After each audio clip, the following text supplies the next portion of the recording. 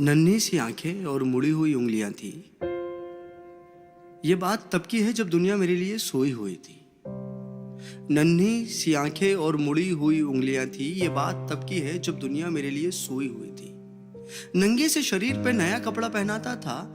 ईद वीद की समझ ना थी पर फिर भी मेरे साथ मनाता था। घर में खाने के वांदे थे पर एफडी में पैसा जुड़ रहा था और उसके खुद के सपने अधूरे थे पर मेरे लिए बुन रहा था। ये बात तब की थी जब दुनिया मेरे लिए सोई हुई थी।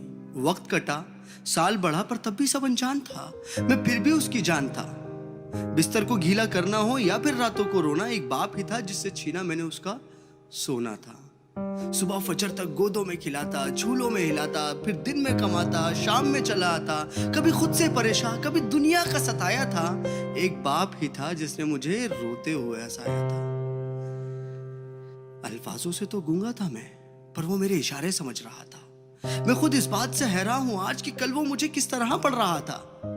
अब्बा तो छोड़ो यार, अभी आ भी निकला ना था पर वो मेरी हर फरमाइशों को पूरा कर रहा था और मैं भी उसके लाड प्यार में अब ढलने लगा था। घर से वो निकल ना जाए अब उसके कदमों पे नजरें रखने लगा था। और मुद्दे तो हजार थे बाजार में उसके पास, पर कब ढल जाएगा सूरज उसको इसका इंतजार था। और मैं भी दरवाजे की चौखट को ताकता रहता था। जब होती थी दस्तक तो वॉकर से झांकता रहता था। देख के उसकी शक्ल में दूर से चिल्लाता था। जो भी इशारे मुझे आते थे उससे उसे अपने करीब बुलाता था। वो भी छोड़ छाड़ के सब कुछ मुझे सीने से लगाता था। कभी हवा में उछालता था, कभी करतब दिखाता था मेरी एक मुस्कान के लिए। कभी हाथी कभी घोड़ा बन जाता था और सो सकूं रात भर सुकून के साथ। इसीलिए पूरी रात एक करवट में गुजारता था। इसीलिए पूरी रात एक करवट में गुजारता था। और मैं इस नज़म का कोई नाम रख नहीं पाया क्योंकि मैं बाप को एक लफ्ज में बता नहीं पाया।